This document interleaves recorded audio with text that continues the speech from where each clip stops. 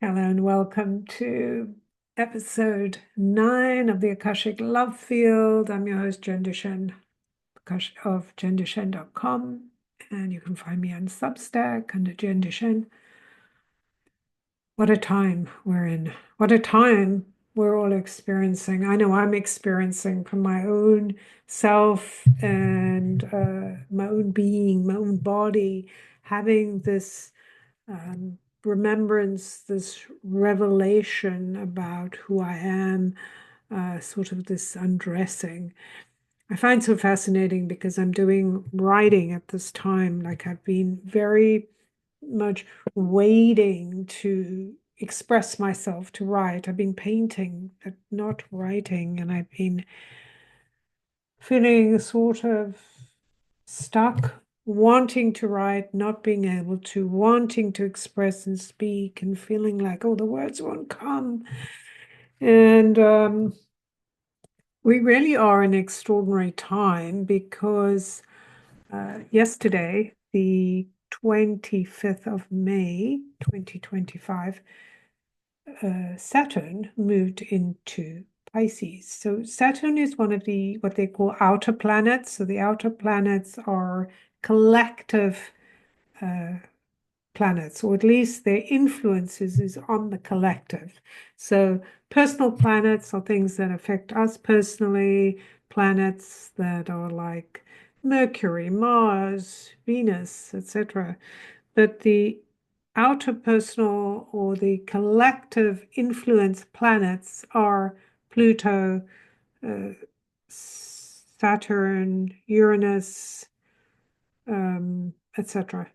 I don't remember the other ones. Anyway, I'm sure it'll come to me. Jupiter, right? So these are ones that impact, of course, they impact on one way, us on one way, but they impact us collectively. And not just us collectively as a collective, but us as individuals having our own experience. So we are informed by wisdom that wasn't available to us before as individuals. And of course, that's how we collectively change, right? It's individuals changing that change the collective experience. And we're in a massive, dramatic uh, undressing, if you will, coming forward of our warriorship, of our ownership, of our awareness of ourselves. So it feels like we've been buried under, piles of blankets. So at least that's the image I get from the Akashic Love Field, buried under piles of coats, buried under blankets, buried from ourselves and buried from our awareness of our own divine self, our own divine connection to the God within, whatever you want to call it, the spirit in us that knows who we are and what we are, that is beyond our typical human existence. One of the things I want to say at this point, the record keepers are calling me to say, is this: I am not somebody who takes any of these things lightly, even though I have a sense of lightness in it. I have a huge sense of joy and opening and lightness working with the records, and the whole experience of being human is something extraordinary, and I cannot take for granted because it is so incredible. This time we're in, the experience we can have, if we're willing to go into these deeper places where we really draw out and are truthful with ourselves. And that's why I do the work I do. And some of my clients, oh, many of them will tell me they won't let anyone else open their records with me because they trust me. They trust my channel is so pure and so direct and honest. Yes, I'm a very direct person when especially when I'm working in the records because it's an essential, right? Can't beat around the bush, can't kind of hum and haw. And probably if you work with me or you're drawn into my field, there is something about you that is willing to hear truth, uh, maybe that is uncomfortable or challenging. Sometimes people will say that to me when we have conversations. I can be very direct about certain things. I can ask questions or say things that can feel confrontational to people. And I'm not doing it to make them uncomfortable. I'm just doing it because that's who I am. That's what I'm here for. So I don't just do that to others. I don't just challenge other people.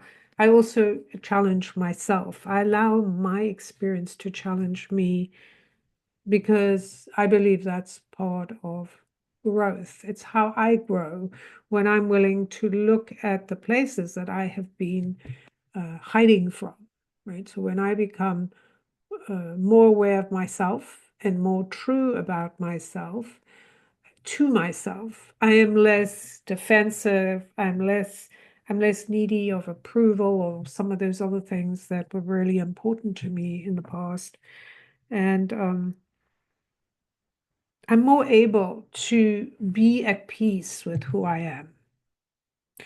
So, working with the Akashic Records, working in the Akashic love field has given me this expansive experience of knowing myself from this place, discovering myself. I've had readings from other people, I've had readings I do myself, and of course, when you are doing with other people, you're exposed to parts of yourself that you may not want to know. Like, there's a part of us that wants an answer, give me the answer. And then there's a part, well, no, not that answer, right? So maybe you're familiar with the idea of using cards, for example. Many of us will go use cards, or we want to use divination tools like astrology or numerology or something like that. Tell me about myself. Like, why am I doing this? Or why is this happening? But we often don't want the real why. We don't really want to know why. We want this kind of romantic answer that allows us to stay in our sort of victim place, that place where, yes, I knew it was something big. I suffered so much, and therefore I have the right to stay in this place. And I say this not as a judgment, but really as a compassionate awareness of my own journey. Like I did not want to leave the comfort of my victimhood. I didn't want to leave the comfort of those stories that have been with me for so long. Like, oh yes, I'm going through the struggle and I keep coming back to the struggle, and why doesn't it go away?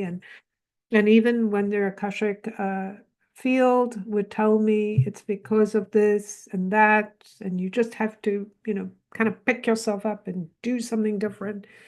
And I'd be like, no, no, that can't be the reason. There has to be something more. There has to be something more. And I've seen this, it's not just me. I've seen it with many people. Uh, we're looking for this romantic story, just like our fairy tales. They're very romantic. They're also very dark in the sense that there is something horrible that happened. So when I say victim, it isn't that I didn't have horrible experiences. You know, most, if not all of us, have terrible experiences, which do and have uh, altered our, natural innocence and natural will to just kind of go with everything and open our hearts. So we've been more um, conditioned to close our heart. Oh, I trusted you. You didn't do what I needed. You said something horrible to me. Whatever. You excluded me. And what I find so interesting, I couldn't see this for a very long time because I was so caught up in my own story. I could see it for my clients, right? Somebody came to me for a reading, I would tell them the information I was given, right? Whatever I hear, I'm giving it to the person. And many times it was this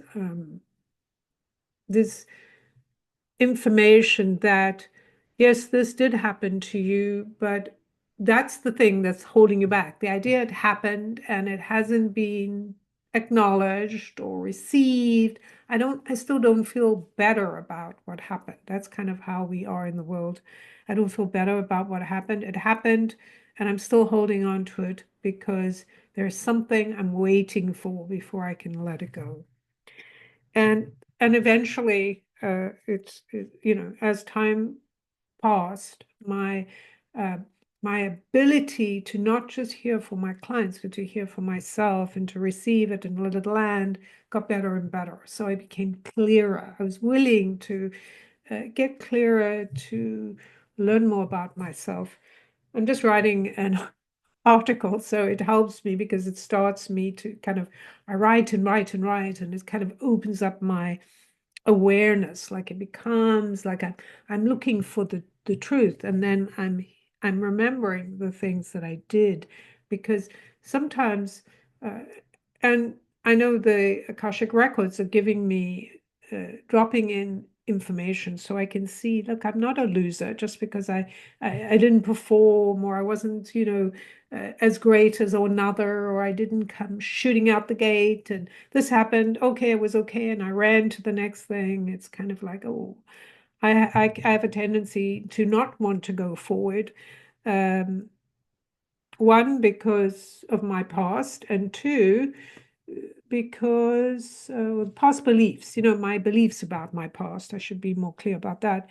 But also because I'm somebody who just loves to be in the moment. I just love to be here and hang in it and just surrender to the moment without needing to do anything. So that that place for me is a place where I know, okay, lots of healing and change. Healing to me is about change. I can change more easily when I feel more whole, right? So whatever words you use, but so for me, this has been a part of my life that I've needed to really open myself up to and be willing to talk about it, willing to accept who I am without needing to defend. No, that's not true, or that didn't happen, or you're saying this about me, but it's not true. I do try, I do this. Like when that need to defend myself fell away, um, not to say that I won't have a moment now when I might feel I might offend myself, but usually it goes away very quickly because I can see and feel that inside my body. I can feel what it feels like. Oh, I'm trying to defend myself. Somebody's saying something to me. Let me hurry and defend myself and protect myself. And none of those things that I have done, or that my habitual practice has been, have actually protected me or allowed me to feel safe, because the truth is, when I feel safe, I don't have to defend myself unless somebody's actually attacking me, and then it's different, right? And I think sometimes we can get confused about that stuff.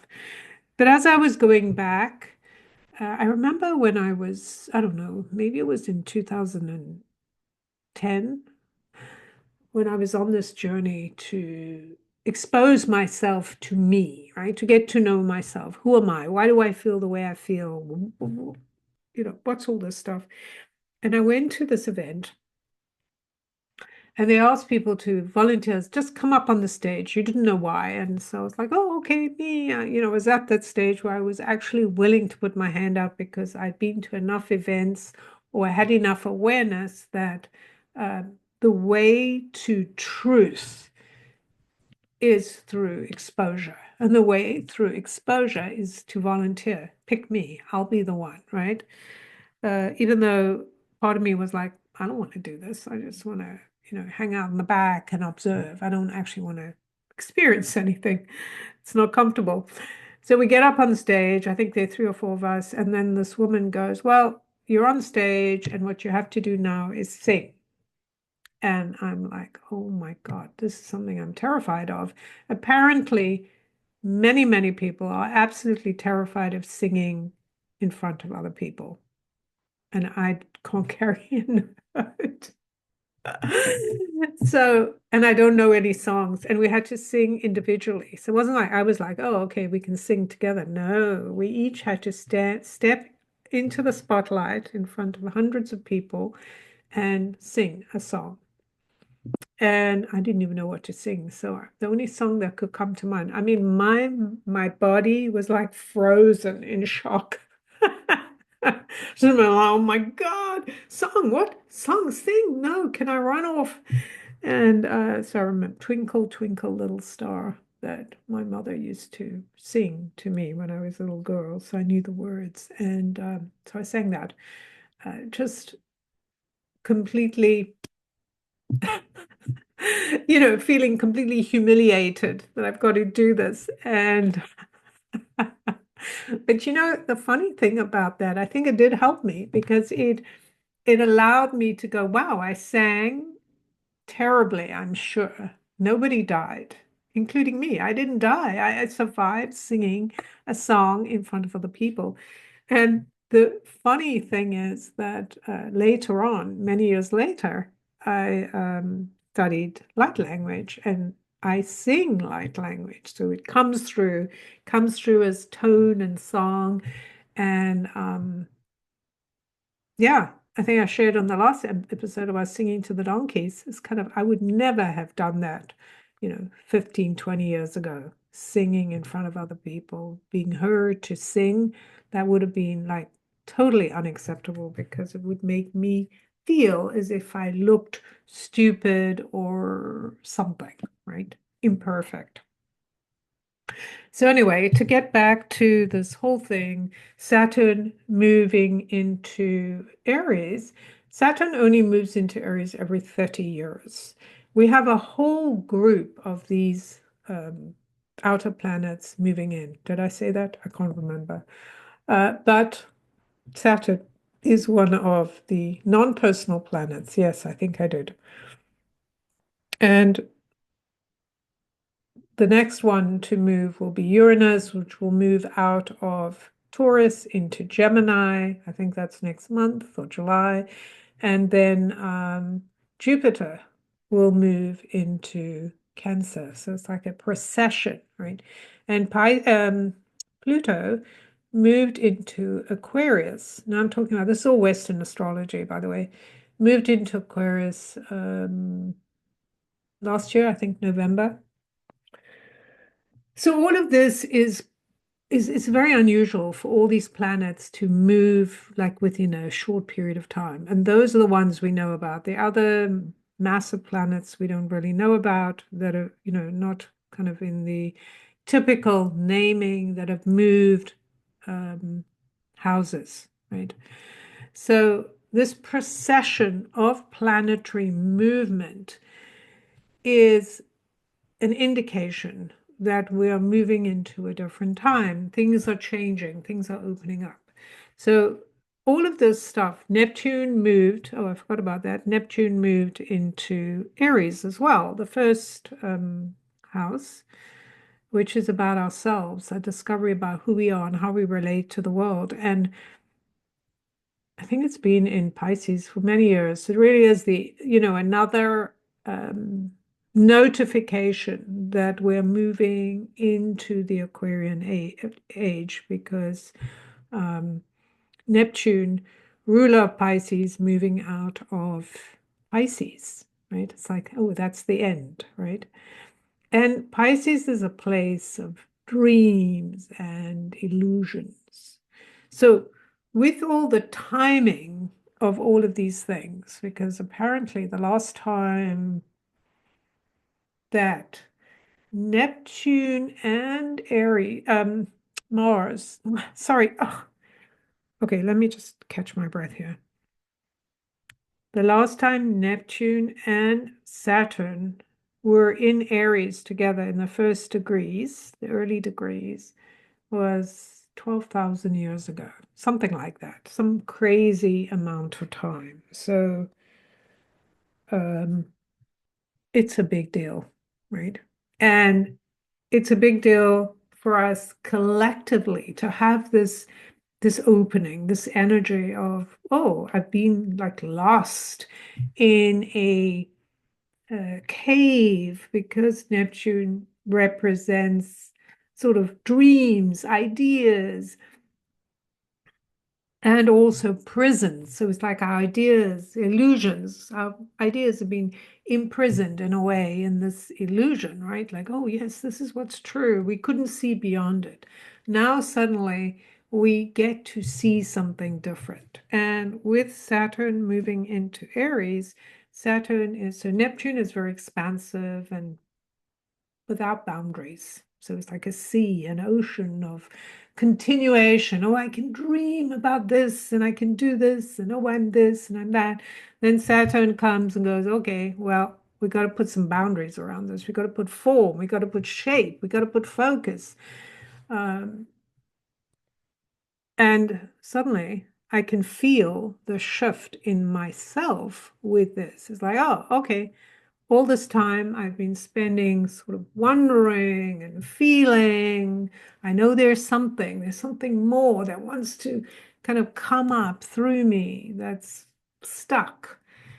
And all of a sudden, today, I feel like, oh, yes, the words are coming, the feelings coming. I can say what it is to me now, right? It could change. Tomorrow, I could feel differently. In a month, in 6 months, could take a long time to get to what it is. But the point is, right now, I know enough about what it is to take action, to move forward. It's like, oh, okay, I got to move forward. I have to express these things about myself to the world, but not expressing to the world because I want everyone to know what I have to say, right? It isn't this kind of expression. And for all of us collectively, we're all going through our own experience of this, discovering ourselves. Because what I was talking about, the fact that we haven't been able to connect to ourselves, our intimate selves, our intuitive self, the part of us that's really divine, except under a sort of illusion, right? Like, oh, I'm in pain, so when I feel something, it means this. Like my personal story, I'm in pain, and it means that I can't move forward, for example, right? So, and I've seen this with friends, clients. There is this idea that there's part of me that's been my truth and what I called my victim self, right? Or my victim story or whatever. Um, that I put it in a certain box. And that story, that acknowledgement to myself, I have been hurt, I have been victimized, says I can't do anything with it. I can't go anywhere because it's here with me. It's holding me back. And this sudden break, right? The stepping into a new portal with the references I've given, regardless of whether you believe in any of those things or not, we are impacted and we experience the impact of seeing ourselves in a new light, right? From a place of I am not stuck because of that experience or because of a belief I took on. I see with some of my clients there, what's coming out is like a belief they took on. So a parent could have said something to you when you were a child. Oh, you're useless at math, or you never finish anything, or you're you're so irresponsible because you're always uh, going and doing something else, right? Or whatever it is. Those things that stuck in us as a truth. Oh, look at me. I'm like, I was told I'm stubborn, right? Or something, other things like that. Oh, I'm stubborn. Or I told myself that when people say something to me, it's a criticism that they're trying to stop me from doing what I want.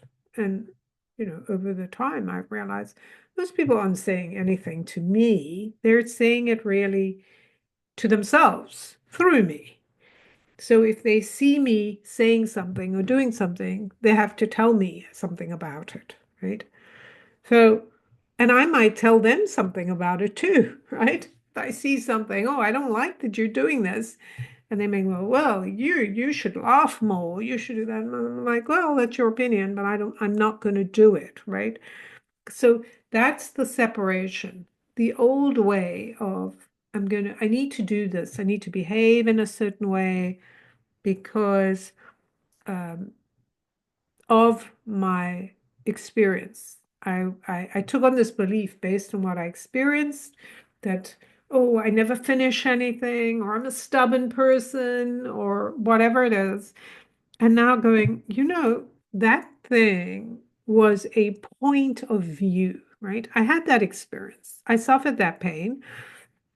And I needed people. I had this idea that I needed somebody to do something different. Like, I don't know, my mother to tell me, yes, you do finish things, or, my aunt to say, you're not stubborn, you just know what you like, right?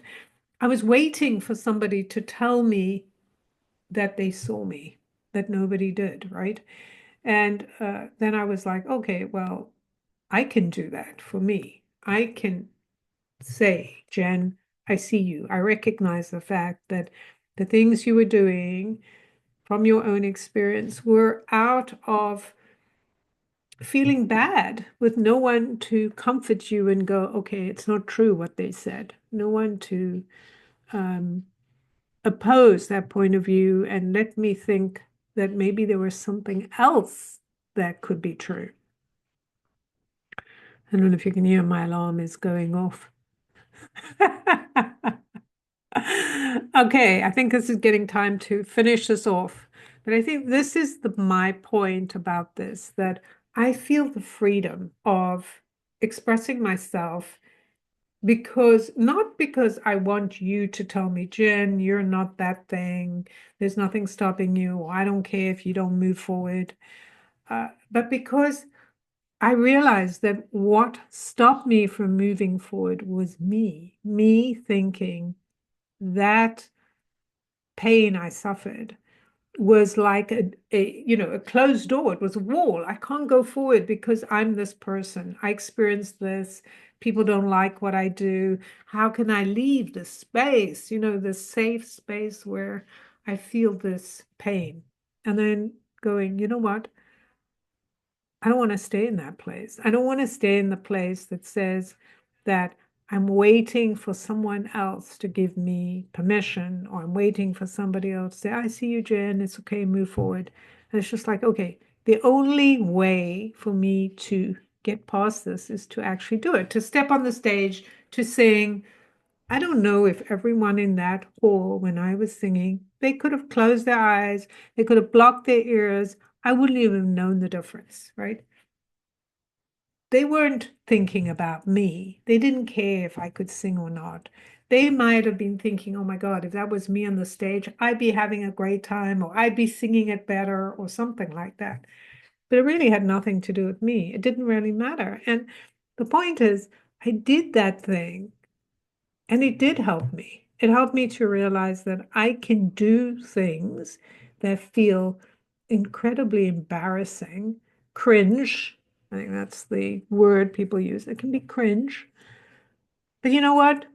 Doesn't matter, because the next time I can do it and it won't matter. It'll be less cringe and less cringe. And the best part is the thing I desire for myself. And I feel like other people probably desire this, is to be free to express myself. And when somebody comes and says, you can't say that, or you saying it wrong, or you should do that, I can go, oh, that's interesting. No, I'm not going to do that, right? Somebody I'd written, this will be the last thing I'm going to say, but somebody had written, I'd written some post on Facebook, and I think it was about the Pope, and somebody had come there and said, you weren't you didn't show enough respect to the Pope in your post. It was a very nice comment. There was nothing wrong with it. Uh, they said, you didn't show enough respect. I think you should show more respect for the Pope. And I just came there and I went, no, thanks. I'm like, I don't want to, right? I don't need to attack her or think, oh, look what she's saying. She's trying to control me. I can just be like, oh, she's making a suggestion, because if it was her writing this article or whatever it was, the post, she would be more respectful about the post. But she's not me, I'm not her, and we're not here to express the same things. I'm not doing it to get her approval. I'm doing it because these are things I want to say. And so some people will like it, some people will hate it, some people will tell me how to improve it. Um, and it's all good, right? Because we should all have that freedom to express ourselves amongst each other without feeling like we're going to be kicked out of the group. And actually, and this is the final point that I find so fascinating to me, that what I've discovered is, like, and I think I said it before, is none of these people, no matter what they say to me or how they say it to me, can stop me from being who I am. I'm the one who decides, does what this person say have enough meaning to create a door where a passageway was? Can somebody's opinion about what me being myself, um, is that something that can stop me? And if it can stop me, it isn't because of them, but it's informational for me. Oh, I'm stopped by what this person says.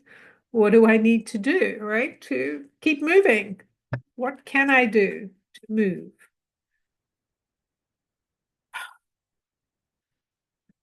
So, my lovelies, I pull one quick card. Aha, the card of light. I love this. This is the crystal, double tourmalated.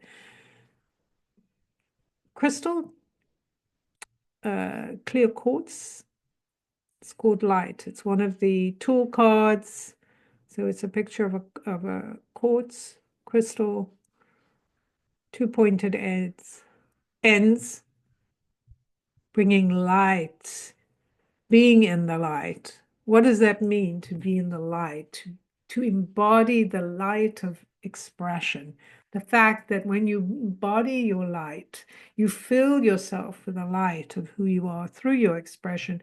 And when other people say, oh, you can't do it, or whatever, you should do it like this, it just bounces off unless the crystal has some sort of hole or something gap where something comes in and you go, oh, that hurt. Okay, what is it that I need to do to strengthen and hold this light of who I am so that it doesn't shrink, so it doesn't disappear, and it isn't sucked away from me? How can we all express the light of who we are, regardless of what's around us? Mm. So much love. You can find me, Jen Duchene, on Substack, jenduchene.com, and I'll see you next time.